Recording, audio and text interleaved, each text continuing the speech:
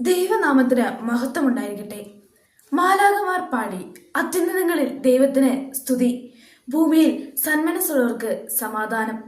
ലോകജനത കാത്തിരുന്ന യേശുക്രിസ്തുവിന്റെ ജനനത്തെക്കുറിച്ചുള്ള സദ്വാർത്ത.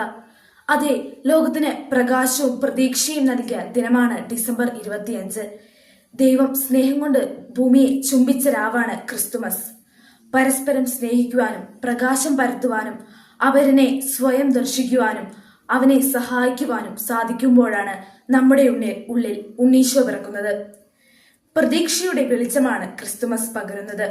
നിസ്സഹായവർക്ക്, ആരോരുമില്ലാത്തവർക്ക് താങ്ങാൻ, തണലാവാൻ, പ്രതീക്ഷയേകാൻ നമുക്ക് സാധിക്കുന്ന നിമിഷം ക്രിസ്തുവിന്റെ സന്തോഷം നമ്മിലൂടെ ലോകത്തിന് പകരാൻ നൽകും. അതിനായി നമുക്കെല്ലാവർക്കും പരിശ്രമിക്കാം. ക്രിസ്തുമസിന്റെ തണുത്ത പുലരികൾ അതിന് നമ്മെ സഹായിക്കട്ടെ. ഏവർക്കും എൻ്റെ ക്രിസ്തുമസ് ആശംസകൾ നേരുന്നു.